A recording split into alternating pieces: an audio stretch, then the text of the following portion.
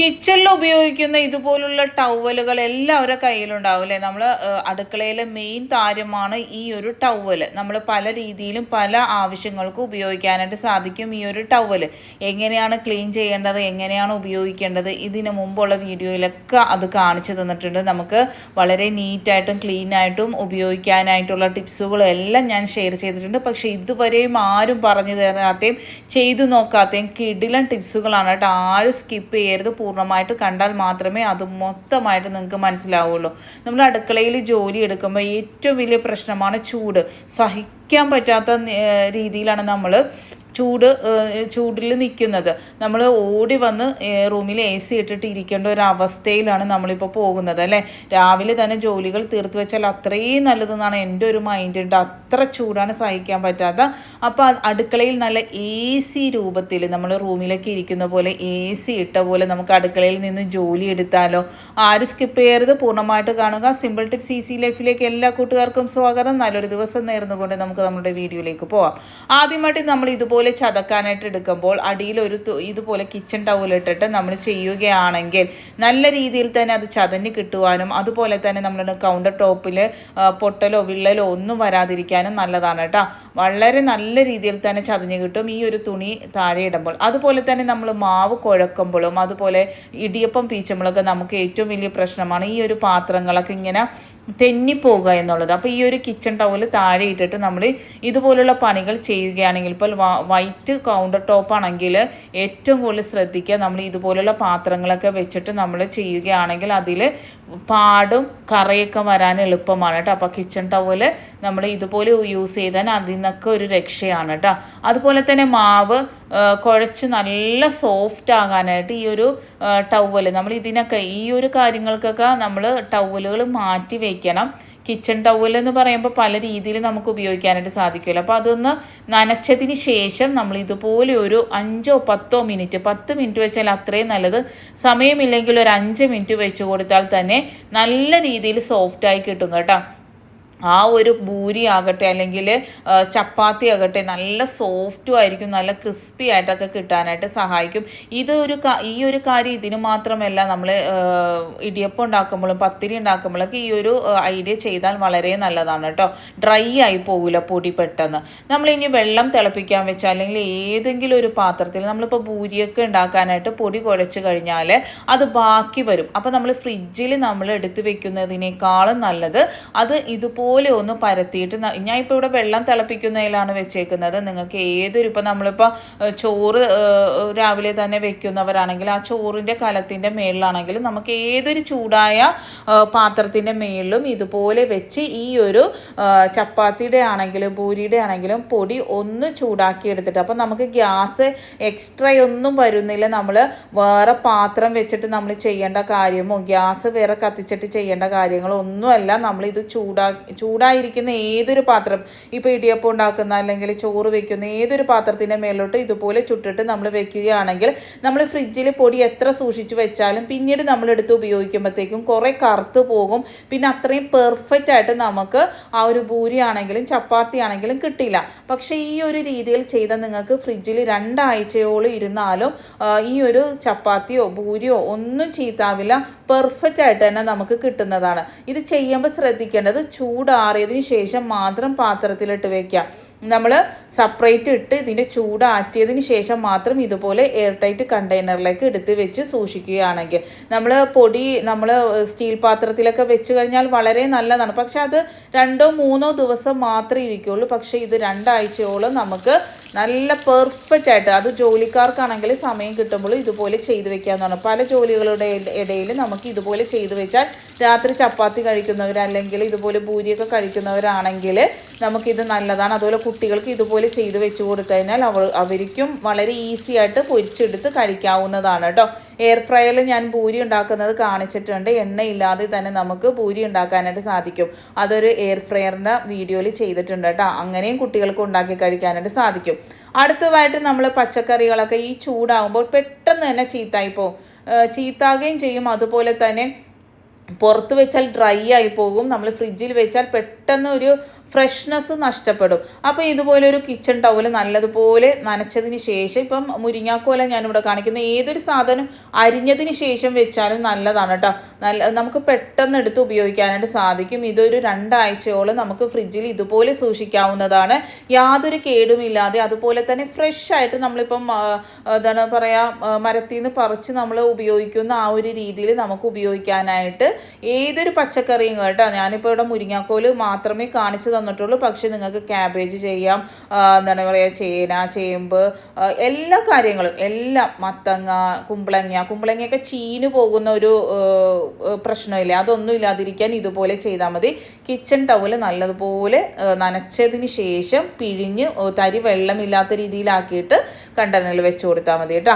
അടുത്തതായിട്ട് kitchen towel കൊണ്ട് കിടിലനൊരു സൂത്രമാണ് കേട്ടോ. ഇതുപോലെ 2ആക്കി മടക്കുക. നമുക്ക് ഏറ്റവും വലിയ പ്രശ്നമാണ്, കിച്ചണിലുണ്ടാകുന്ന ഏറ്റവും വലിയ പ്രശ്നത്തിനുള്ള ഒരു പരിഹാരമാണ് കേട്ടോ. ഈ ഒരു 2ആക്കി നല്ല സെൻറ്ററിൽ വെച്ച് മടക്കിയതിന് ശേഷം ഈ 2 സൈഡും ഈക്വലായിട്ട് തന്നെ ഇതുപോലെ മടക്കി കൊടുക്കുക കേട്ടോ. നല്ല സ്റ്റിഫായിട്ടുള്ള കോട്ടൺ തുണിയാണെങ്കിൽ ഇതിനേക്കാളും നല്ല പെർഫെക്റ്റ് ആയിട്ട് കിട്ടും കേട്ടോ. ഞാൻ ഇവിടെ കിച്ചണിൽ ഉപയോഗിക്കുന്ന ടവൽ കുറച്ച് സോഫ്റ്റ് ആയിട്ടുള്ള മെറ്റീരിയലാണ്, പക്ഷേ അത് കോട്ടൺ തുണിയാണെങ്കിൽ നല്ല സ്റ്റിഫായിട്ട് നിൽക്കാനായിട്ട് സാധിക്കും കേട്ടോ. നല്ല പെർഫെക്റ്റ് ആയിട്ടും സ്റ്റിഫായിട്ട് ഇരിക്കാനും സഹായിക്കും. 2 ഭാഗവും ഇതുപോലെ ഈക്വലായിട്ട് മടക്കിയതിന് ശേഷം നമ്മൾ പിന്നെ ഒരു ചെറിയൊരു പോർഷൻ കൂടി ഇതുപോലെ ഒന്ന് മടക്കി കൊടുക്കുന്നുണ്ട് കേട്ടോ. എന്നിട്ട് നമ്മൾ ഇതൊന്ന് തിരിച്ച് വെക്കുന്നുണ്ട്. തിരിച്ച് ആ ഒരു എന്താണ് മടക്കലൊന്നും ചുളിവൊന്നും വരാതെ തന്നെ ഇതൊന്ന് തിരിച്ച് ഇതുപോലെ ഒന്ന് വെച്ച് കൊടുക്കുന്നുണ്ട് കേട്ടോ. ഇതിന് ശേഷം നമ്മൾ ഇത് ഒന്നുകൂടി മടക്കുന്നുണ്ട്. മടക്കുമ്പോൾ സെൻറ്ററിൽ നിന്നൊന്നുമല്ല, ഒരു എന്താ പറയുക, ഒരു അരഭാഗം വെച്ചിട്ട് നമ്മൾ ഇതുപോലെ ഒന്ന് മടക്കി കൊടുക്കുന്നുണ്ട്. എന്നിട്ട് ബാക്കി വരുന്ന ആ ഒരു ഭാഗമില്ലേ, ആ ഒരു ഭാഗം ആ ഒരു 2 ഇതിലേക്ക് ഇതുപോലെ ഒന്ന് വെച്ച് കൊടുക്കുന്നുണ്ട് കേട്ടോ. അപ്പോൾ നിങ്ങൾക്ക് ഇത് മനസ്സിലായെന്ന് വിചാരിക്കുന്നു. തുണി എടുക്കുമ്പോൾ കുറച്ച് നല്ല കോട്ടൺ സ്റ്റിഫായിട്ടുള്ള തുണി എടുത്താൽ വളരെ നല്ലതാണ്. വളരെ സ്ലോയിൽ കാണിക്കുന്നത് നിങ്ങൾക്ക് നല്ല രീതിയിൽ തന്നെ മനസ്സിലാക്കാൻ വേണ്ടിയാണ് കേട്ടോ. കാരണം ഞാൻ പറഞ്ഞില്ലേ, നല്ല കോട്ടൺ തുണിയാണെങ്കിൽ കുറച്ചുകൂടി സ്റ്റിഫായിട്ടിരിക്കും. എന്നിട്ട് നമ്മൾ ഇതുപോലെ വെച്ചതിന് ശേഷം നമ്മൾ ആ ഒരു 2 ഭാഗവും ഇതുപോലെ മടക്കി എടുക്കുക കേട്ടോ. കിടിലൻ സൂത്രമാണ്. നമ്മൾ ഏറ്റവും വലിയ ഡേഞ്ചർ ആയിട്ടുള്ള കാര്യമാണ് കിച്ചൺ ടവൽ നമ്മൾ ഗ്യാസ് അടുപ്പിൽ ഉപയോഗിക്കുമ്പോൾ പെട്ടെന്ന് അതിൽ എന്താ പറയുക, കത്ത് പിടിക്കുക, അങ്ങനെയൊക്കെ കുറേ പ്രോബ്ലം ഉണ്ട്. അതുപോലെ തന്നെ കിച്ചൺ ടവൽ ഇത്തിരി വലിയതായതുകൊണ്ട് തന്നെ നമ്മൾ ചുരുട്ടി ഇങ്ങനെ പിടിക്കുമ്പോൾ നമ്മൾക്ക് കൈ കൊണ്ട് നല്ല ഗ്രിപ്പ് കിട്ടില്ല. അതുപോലെ നമ്മൾ മറ്റേ ഗ്രിപ്പിനേക്കാളും കൂടുതൽ എഫക്റ്റീവ് ഇതുപോലെ ചെയ്തു വെച്ചാലാണ് കേട്ടോ. എത്ര ചെറിയ പാത്രവും വലിയ പാത്രവും നമ്മൾ മറ്റേ ഗ്രിപ്പിട്ട് പിടിക്കുമ്പോൾ, നമ്മൾ മറ്റേ പ്ലക്കറൊക്കെ കൊണ്ട് പിടിക്കുമ്പോൾ ചെറിയ പാത്രത്തിൽ അത് സ്യൂട്ടാകണമെന്നില്ല. പെട്ടെന്ന് അത് കയ്യിൽ നിന്ന് വഴുതി പോകാനായിട്ടൊക്കെ ചാൻസ് ഉണ്ട്. പക്ഷേ ഈ ഒരു കിച്ചൺ ടവൽ ഇതുപോലെ ചെയ്തു വെച്ചാലുള്ള ഗുണം എന്താണെന്ന് വെച്ചാൽ, ഏതൊരു ചെറിയ പാത്രമാകട്ടെ വലിയ പാത്രമാകട്ടെ ഏതൊരു പാത്രവും നമുക്ക് കറക്റ്റായിട്ട് തന്നെ പിടിക്കാനായിട്ട് സാധിക്കും. ഞാൻ പറഞ്ഞില്ലേ, കിച്ചൺ ടവൽ നമ്മളിപ്പോൾ ഇതുപോലെ പിടിക്കുകയാണെങ്കിൽ ഗ്രിപ്പ് ശരിക്ക് കിട്ടേയില്ല. അതുപോലെ നമ്മൾ എടുക്കുന്ന സമയത്ത് ആ അടിഭാഗം ഗ്യാസ് സ്റ്റൗവിൻ്റെ താഴെ പോയിട്ട് അത് തീ വരുവാനും കത്ത് പിടിക്കുവാനൊക്കെ ചാൻസ് ഉണ്ട്. കോട്ടൺ തുണികളാണ് നമ്മൾ കൂടുതലായിട്ട് ഇതിനായിട്ട് ഉപയോഗിക്കുന്നത്. അപ്പോൾ പെട്ടെന്ന് തന്നെ ഇതിലേക്ക് തീ പിടിക്കാൻ സാധ്യതയുണ്ട്. പക്ഷേ ഇതുപോലെ ഒരു ടവൽ നമ്മൾ ചെയ്തു വെച്ച് കഴിഞ്ഞാൽ പല കാര്യങ്ങൾക്കും ഉപയോഗിക്കാം കേട്ടോ. ഇപ്പോൾ ഈ ഒരു ഗ്രിപ്പായിട്ട് മാത്രമല്ല നമുക്ക് ഉപയോഗിക്കാനായിട്ട് സാധിക്കുന്നത്, പല കാര്യങ്ങൾക്കും നമുക്ക് ഉപയോഗിക്കാനായിട്ട് സാധിക്കും കേട്ടോ. അടുത്തതായിട്ട് നമ്മൾ ചപ്പാത്തി ആണ് മിക്കവരും രാത്രിയൊക്കെ കഴിക്കുന്നത് അല്ലേ. അപ്പം നമ്മൾ രാവിലെ ഉണ്ടാക്കി വെച്ച് കഴിഞ്ഞാൽ വൈകുന്നേരം ആകുമ്പോഴത്തേക്കും അതൊരു ഹാർഡായിട്ട് അതിൻ്റെ സോഫ്റ്റ്നെസ് ഒക്കെ പോകാനും വളരെ പാടാണ് അല്ലേ.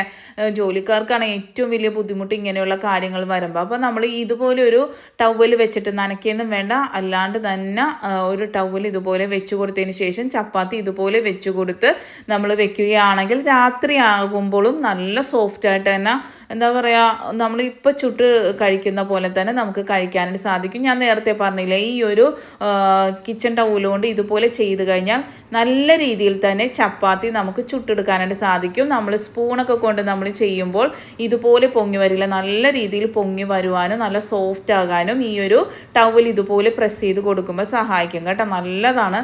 അതുപോലെ തന്നെ നമ്മൾ വേറൊരു സ്പൂണോ പാത്രമോ ഒന്നും എടുത്ത് നമ്മൾ എല്ലാം നമുക്ക് സേവ് ചെയ്യാനായിട്ട് സാധിക്കും. സാധിക്കും. അതുപോലെ തന്നെ ഞാൻ ഫസ്റ്റ് പറഞ്ഞ പോലെ തന്നെ ഇതുപോലുള്ള കിച്ചൺ ടവലുകളൊക്കെ ക്ലീൻ ചെയ്യാനായിട്ട് കുറച്ച് ഉപ്പും വിനാഗിരി ഒഴിച്ച് തിളപ്പിച്ചാൽ മാത്രം മതി. നല്ല പോലെ തന്നെ അഴുക്കും മെഴുക്കും ഒക്കെ പോയി കിട്ടാനായിട്ട് സഹായിക്കും.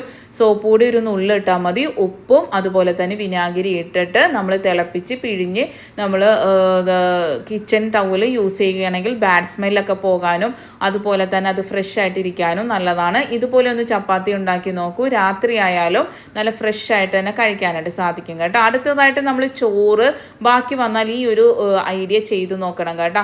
നമ്മളെപ്പോഴും രാത്രി കിടക്കുമ്പോൾ വെള്ളം ഒഴിച്ച് വെക്കുന്നതാണ് ഏറ്റവും നല്ല ഐഡിയ. എന്താണെന്ന് വെച്ചാൽ അത് ചീത്താവേയില്ല, നല്ല ഫ്രഷ് ആയിട്ട് ഇരിക്കാനായിട്ട്. എല്ലാവരും ഇതുപോലെ ആയിരിക്കും ചെയ്യുന്നത്. ഫ്രിഡ്ജിലൊന്നും വെക്കേണ്ട കാര്യമില്ല. വെള്ളമൊഴിച്ച് ഇതുപോലെ ഒരു പാത്രത്തിൽ വെള്ളമൊഴിച്ച് ബാക്കി വന്ന ചോറ് ഇട്ട് വെച്ചാൽ മാത്രം മതി. ഫ്രിഡ്ജിലൊന്നും വെക്കാതെ പിറ്റേന്ന് രാവിലെ ഇത് തൈരും കൂട്ടി നമ്മളുടെ ചെറിയുള്ളിയും കാന്താരിയും തൈരും ഒക്കെ കൂട്ടി കഴിച്ചു കഴിഞ്ഞാൽ നമ്മുടെ ശരീരം നല്ല രീതിയിൽ തന്നെ തണുക്കുവാനായിട്ട് സഹായിക്കുന്നതാണ്. നമ്മളിപ്പോൾ AC-യും ഫാനിൻ്റെ അടിയിലൊക്കെ ഇരിക്കുന്നതിനേക്കാളും നല്ലത് നാച്ചുറലി നമ്മുടെ ശരീരം തണുപ്പിക്കാനായിട്ട് ഈ ഒരു പഴങ്കഞ്ഞി വളരെ ഉപകാരപ്രദമാണ് കേട്ടോ. എല്ലാവർക്കും വളരെ ഇഷ്ടമായിട്ടുള്ളൊരു ടേസ്റ്റുമാണ് ഈ ഒരു പഴങ്കഞ്ഞിൻ്റെ. എനിക്ക് ഭയങ്കര ഇഷ്ടമാണ്. തൈരും നമ്മളുടെ ചെറിയുള്ളിയും അതുപോലെ തന്നെ കാന്താരിയൊക്കെ ഇട്ട് ഉടച്ച് നമ്മൾ കഴിക്കുകയാണെങ്കിൽ.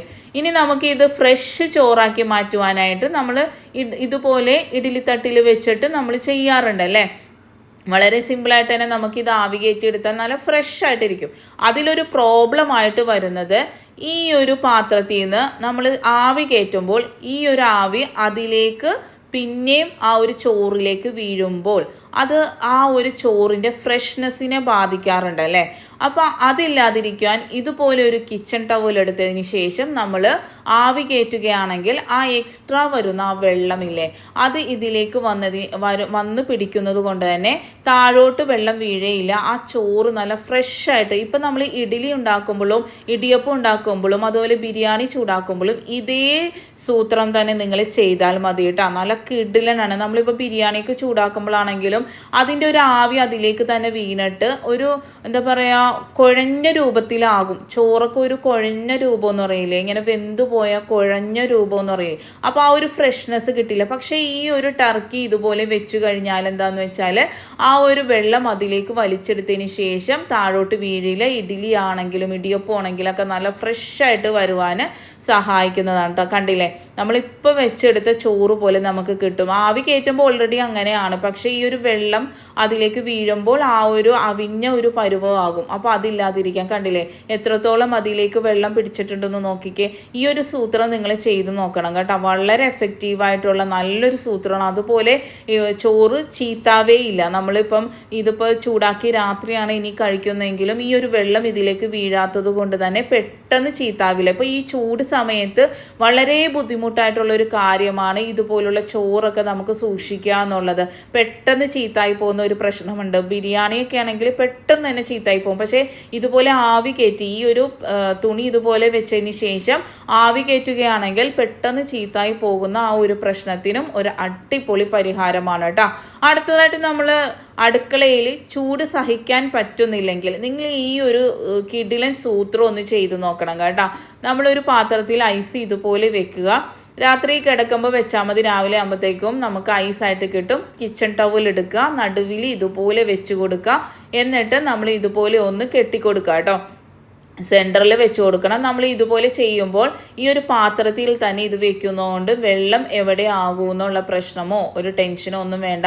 നമ്മൾ അടുക്കളയിൽ നിൽക്കുമ്പോൾ ഏറ്റവും വലിയ പാടാണ് നമ്മളുടെ അടപ്പിൻ്റെ സൈഡിൽ നിന്നിട്ട് നമുക്ക് ഭക്ഷണം ഉണ്ടാക്കുന്ന ആ സമയത്ത് ശരിക്കും പറഞ്ഞാൽ തല മുതൽ കാല് വരെ വേർത്തൊലിക്കും. എന്ന് വെച്ചാൽ അത്ര ചൂടാണ് ശരീരത്തിൽ. ഇങ്ങനെ രോമക്കുത്തിന്ന് നമുക്ക് വേർപ്പ് വരുന്ന ഒരവസ്ഥയിലാണ് ഇപ്പം നമ്മൾ പോയിക്കൊണ്ടിരിക്കുന്നത്. അപ്പം നമ്മൾ നിൽക്കുന്ന ആ ഒരു ഭാഗത്ത് നമ്മൾ ആ ഒരു അടുപ്പിൻ്റെ സൈഡിൽ ഏതെങ്കിലും ഒരു ഭാഗം ഉണ്ടാവില്ല ഇതുപോലെ നമുക്ക് ഹാങ് ചെയ്യാൻ പറ്റുന്ന ഏതൊരു ഭാഗം അവിടെ ഇതുപോലെ ഒന്ന് കെട്ടിക്കൊടുത്താൽ മാത്രം മതി. ഈ ഒരു ഐസിൻ്റെ തണുപ്പ് കൊണ്ട് തന്നെ ആ ഒരു അടുക്കളയിലെ ചൂട് ക്രമീകരിക്കുവാനും നല്ല രീതിയിൽ നമുക്ക് അവിടെ നിന്ന് ജോലി എടുക്കുവാനും ഒട്ടും സഹിക്കാൻ പറ്റാത്തൊരവസ്ഥയിലാണ് നമ്മളിപ്പോൾ പോകുന്നത്.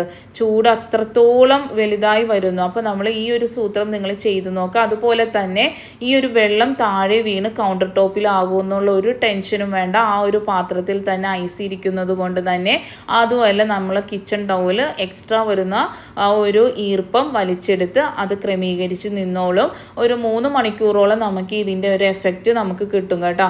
ഒരു 2.5-3 മണിക്കൂർ എങ്ങനെയും കിട്ടും ആ ഒരു പാത്രത്തിൽ ഐസ് മെൽറ്റായി വരുന്നവരെ. നല്ലൊരു എഫക്റ്റാണ് കേട്ടോ ഇത്. തീർച്ചയായിട്ടും നിങ്ങൾ ചെയ്ത് നോക്കണം. നല്ലൊരു എഫക്റ്റ് തോന്നിയുകൊണ്ടാണ് ഞാൻ നിങ്ങളുമായി ഷെയർ ചെയ്തത്. Thanks for watching. Next time നല്ലൊരു വീഡിയോയുമായി വരാം.